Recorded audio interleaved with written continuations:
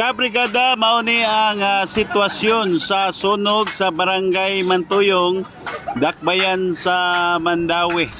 Nga hantot karong mga orasa makita na to nga nag-aso pa kini apan mga gipangkaon ani ang mga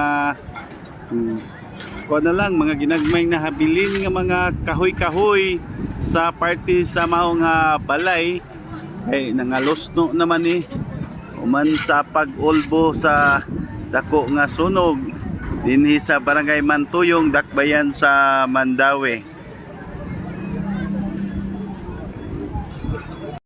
Kabrigada, mao ni ang sitwasyon sa sunog dinhi sa Mantuyong, Dakbayan sa Mandaue.